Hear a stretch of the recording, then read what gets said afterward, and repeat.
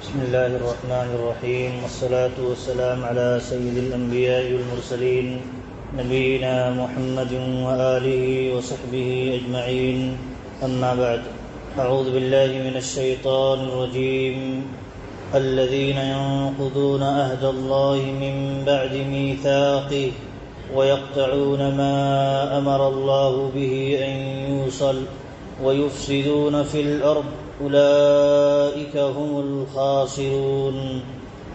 جو لوگ اللہ سے عہد کرنے کے بعد توڑ ڈالتے ہیں اور اللہ نے جن چیزوں کو جوڑنے کا حکم دیا ہے انہیں کاٹ دیتے ہیں اور زمین میں فساد پھیلاتے ہیں، یہی لوگ نقصان اٹھانے والے ہیں۔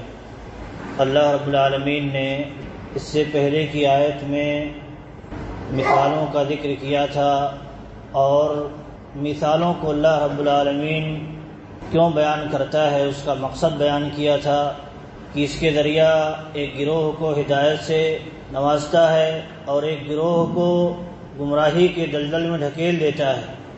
آخر میں فرمایا تھا کہ وما یضل به الا الفاسقین، کہ اللہ رب العالمین صرف فاسقوں کو ہی گمراہ کرتا ہے۔ جو ایمان نہیں لاتے یا اپنے آپ کو اللہ رب العالمین کے فرمان کے مطابق نہیں چلانے کی کوشش کرتے، اللہ تعالیٰ ایسوں کو گمراہ کر دیتا ہے۔ اس کے بعد اللہ رب العالمین نے کہا فاسق کون ہے، اس کی صفت بیان کی ہے۔ کہا الذین ينقضون عہد اللہ من بعد میثاقہ، کہ جو لوگ اللہ رب العالمین سے عہد کرنے کے بعد توڑ دیتے ہیں، اللہ رب العالمین سے عہد کرنے کے بعد عہد کو توڑ دیتے ہیں، اس کی پرواہ نہیں کرتے، اور جن چیزوں کو اللہ رب العالمین نے جوڑنے کا حکم دیا ہے، ملا کر کے رکھنے کا حکم دیا ہے، ان کو توڑ دیتے ہیں۔ اللہ رب العالمین نے اور کہا اس طرح فساد مچ جاتا ہے، یہ فساد مچانے لگتے ہیں، تو ایسے لوگ خسارہ اٹھانے والے ہیں۔ تو یہاں اللہ رب العالمین نے دیکھیے یہ فرمایا ہے کہ یہ عہد کو توڑ دیتے ہیں۔ عہد سے مراد کیا ہے؟ تو عہد سے مراد اہل علم نے، مفسرین کرام نے کئی ایک چیز کا ذکر کیا ہے، جس کا خلاصہ یہ ہے کہ ہر وہ چیز اللہ رب العالمین کے عہد میں داخل ہے جس کو اللہ رب العالمین نے کرنے کا ایک بندے کو حکم دیا ہے، جس کو کرنے کا اللہ رب العالمین نے اپنے بندے کو حکم دیا ہے، وہ اللہ کے عہد میں داخل ہے، اور جن چیزوں سے روکا ہے رکنے کے لیے وہ اللہ کے عہد میں داخل ہے۔ انسان کو پیدا کرنے سے پہلے زمین میں آدم علیہ السلام جب پیدا کیا تو اللہ رب العالمین نے روحوں کو نکالا، وہاں عہد لیا، کیا بتاؤ میں تمہارا رب نہیں ہوں؟ سارے لوگوں نے گواہی دی ہاں، اور اللہ رب العالمین نے اس واقعے کو یاد دلایا ہے قرآن کریم کے اندر کہ تم سے یہ وعدہ لیا گیا تھا، تم سے یہ عہد لیا گیا تھا، اور تم نے اقرار کیا تھا۔ اور ایسے ہی اللہ رب العالمین نے ایک انسان کو پیدا کرنے کا جو مقصد بیان کیا ہے وہ کیا ہے؟ اللہ تعالیٰ کی بندگی، اللہ تعالیٰ کی اطاعت و فرما برداری، یہ ساری چیزیں اللہ رب العالمین نے بیان کر دی ہیں۔ ایسے ہی ایک جگہ اللہ رب العالمین نے کہا لوگو تم اللہ کے عہد کو پورا کرو، میں تمہارے عہد کو پورا کروں گا۔ یعنی اللہ رب العالمین نے جو حکم دیا ہے اس کو کرو، تو اللہ نے اس کے بدلے میں جو دینے کا وعدہ کیا ہے اللہ رب العالمین اس کو پورا فرمائے گا۔ تو یہ اللہ رب العالمین کا عہد ہے، اس کی حفاظت کرنے کا، اس کی پرواہ کرنے کا اللہ رب العالمین نے حکم دیا ہے، اور جو لوگ اس کی پرواہ نہیں کرتے اللہ رب العالمین نے انہیں فاسقوں میں شمار کیا ہے اور ان کا انجام بھی بتایا ہے۔ اہل علم کہتے ہیں ہاں دو چیزیں کو اللہ رب العالمین نے بیان کیا ہے۔ ایک تو ہے اللہ رب العالمین سے بندے کا جو تعلق ہے، اس تعلق کا ذکر ہے۔ اللہ رب العالمین ایک بندے سے کیا تقاضا کرتا ہے، وہ تعلق ہے بندے کا اللہ رب العالمین سے۔ اور دوسرا تعلق یہ ہے وَيَقْطَعُونَ مَا أَمَرَ اللَّهُ بِهِ أَن يُوصَلَ، ایک بندے کا بندے کے درمیان جو تعلق ہے یا جو تعلق ہونا چاہیے، اللہ اور اس کے رسول نے جو حکم دیا ہے، اس تعلق کو برقرار رکھنا ایک مومن کی ذمہ داری ہے، اور جو اس کو برقرار نہیں رکھتے وہ فاسق ہیں، وہ اللہ کے عہد کو توڑنے والے ہیں۔ اللہ نے فرمایا کہ وَيَقْطَعُونَ مَا أَمَرَ اللَّهُ بِهِ أَن يُوصَلَ، اللہ رب العالمین نے بہت ساری چیزوں کو جوڑ کر کے رکھنے کا، جوڑنے کا حکم دیا ہے، جیسے رشتے ناطے کو جوڑنے کا حکم دیا ہے، اور ایسے ہی اللہ رب العالمین نے بڑے چھوٹے کے جو حقوق ہیں اس کی رعایت کرنے کا حکم دیا ہے۔ ایسے ہی اللہ رب العالمین نے انبیاء کے حقوق امتیوں پر کیا ہیں اس کی حفاظت کرنے کا اللہ رب العالمین نے حکم دیا ہے۔ ایسے ہی بہت سارے حقوق ہیں ایک مسلمان پر، تو اس کو اللہ رب العالمین نے ادا کرنے کا، اس کو جوڑنے کا اللہ رب العالمین نے حکم دیا ہے۔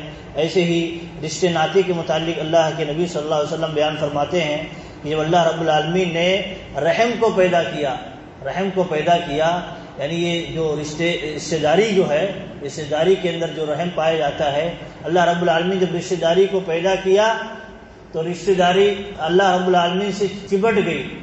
اللہ رب العالمین نے کہا کیا ماجرا ہے، کیا بات ہے؟ تو اس نے کہا، رحم نے کہا اللہ رب العالمین سے کہ میں تیری پناہ مانگتا ہوں اس بات سے کہ لوگ مجھے توڑ دیں گے۔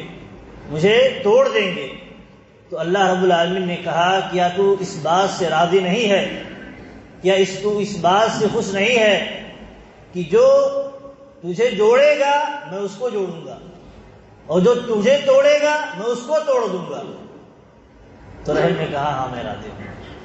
تو دیکھیے یہ رشتے داری کو توڑنے کے متعلق اللہ رب العالمین نے کتنا بڑا فیصلہ صادر فرمایا ہے۔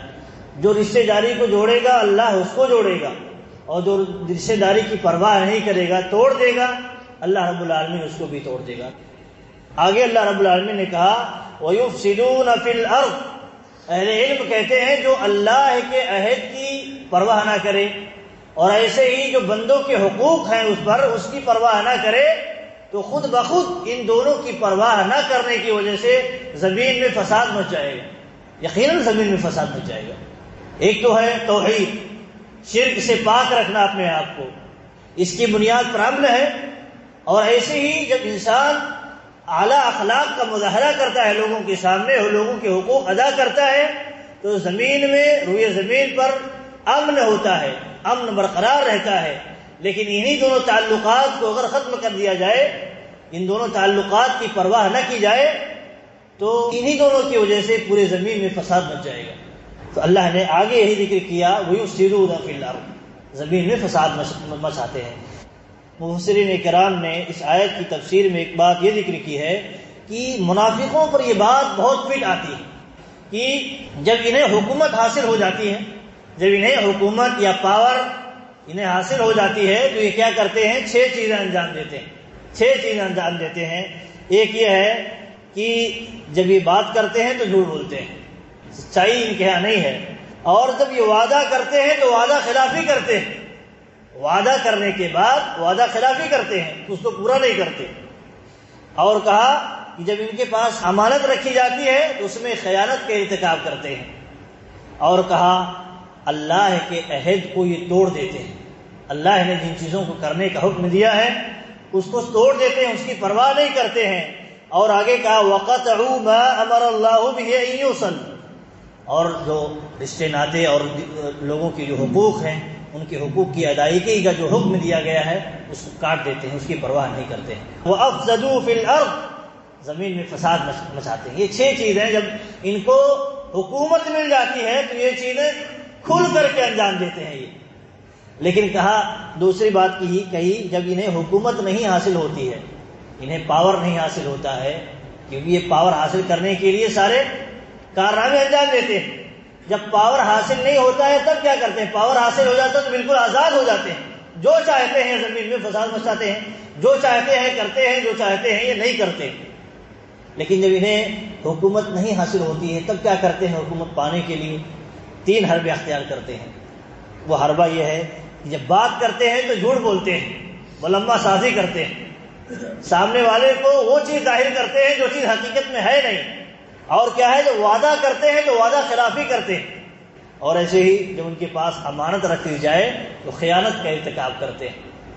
یہ 3 چیزیں جب حکومت نہیں حاصل ہوتی ہے یا انہیں پاور نہیں حاصل ہوتا ہے تو یہ انجام دیتے ہیں، اور 6 چیزیں کب کرتے ہیں؟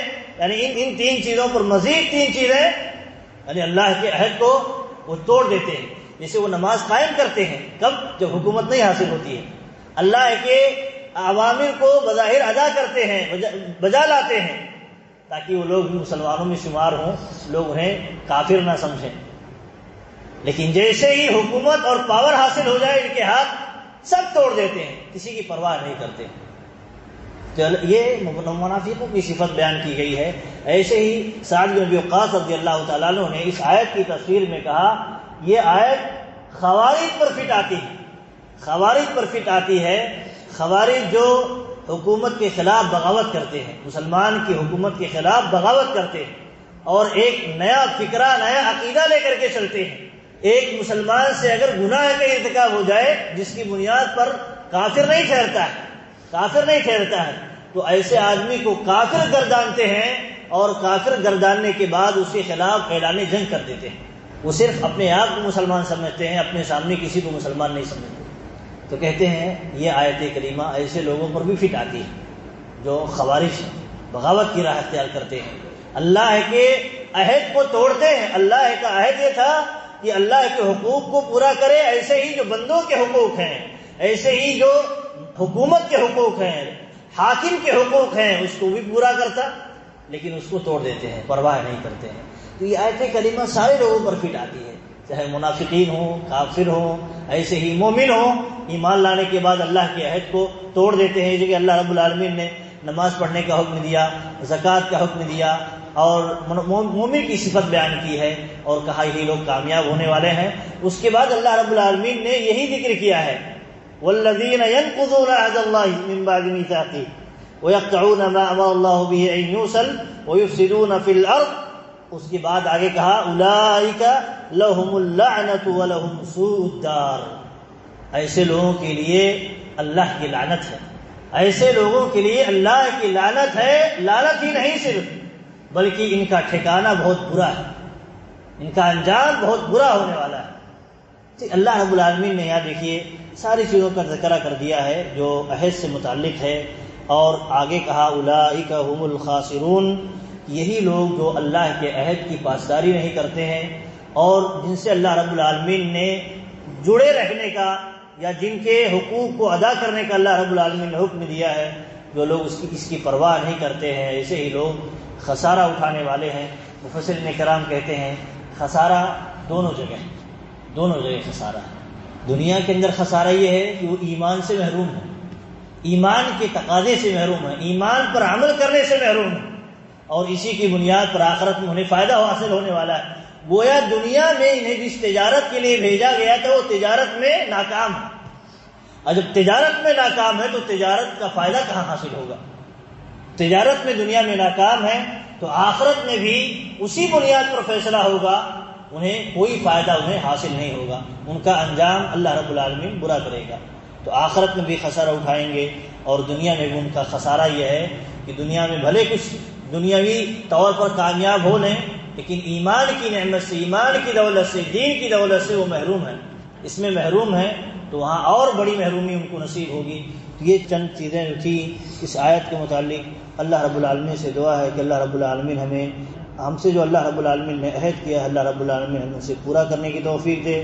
اللہ رب العالمین ہمیں فسادیوں کے اعمال سے بچائے۔ آمین۔ وآخر دعوانا الحمد للہ رب العالمین۔